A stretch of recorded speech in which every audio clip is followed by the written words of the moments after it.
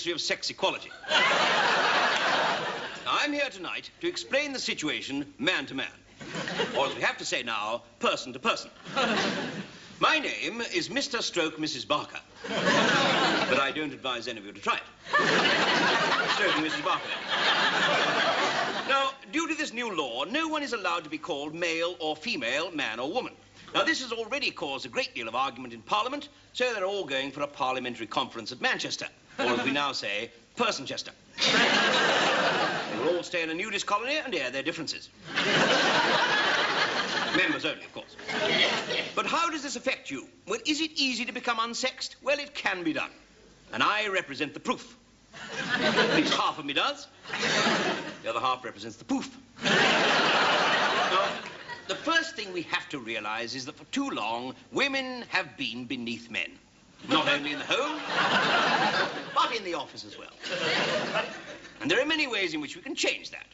Vertical desktops, for a start. Now, the main area of change, of course, will be in the language. The man in the street will become the person in the street. Whoever you are, whether man or woman, you will be the person in the street.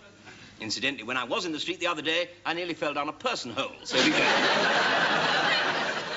Now, certain professions will have their names changed, from the chairperson of a large company right down to the humble dust person. Not to be confused, of course, with the famous film star Dustin Hoffperson. Now, speaking of films, there will be special feature films made showing the equality of the sexes, already in production, a new musical called 7 Persons for 7 Other Persons, starring Paul Newperson with choreography by Robert Helpperson, and music by Person Tavani and his orchestra. Now, dress. Dress, of course, you won't be able to expect. You won't be expected to dress like this. This sort of costume is much too expensive. Half a knicker certainly doesn't cover it.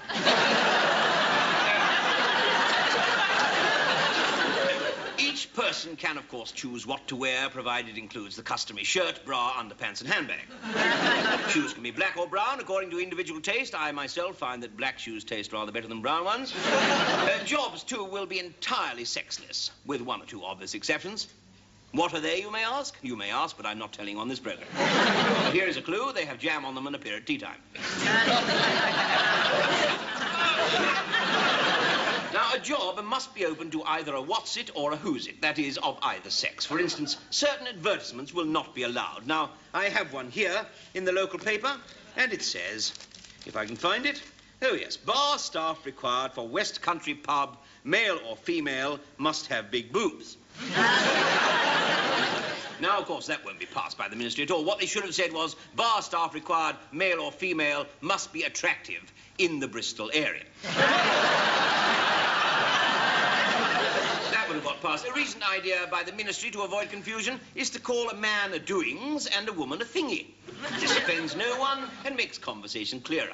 Thus, we instantly recognize the book called Little Thingies, or the musical called My Fair Thingy, or the play by George Bernard Shaw called Doings and Super Doings. There are times, however, when it sounds better to stick to the word person. The person in the street is still better than the doings in the street, of course.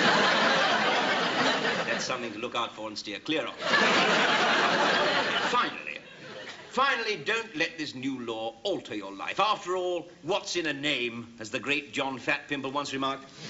I know that whatever we're called, my own dear Thingy and myself will carry on as usual, wearing each other's clothes. And that however we, the people, are thought of by the ministry, tonight, all over Britain, all those thingies and doings will be together in front of the fire as usual. Good night.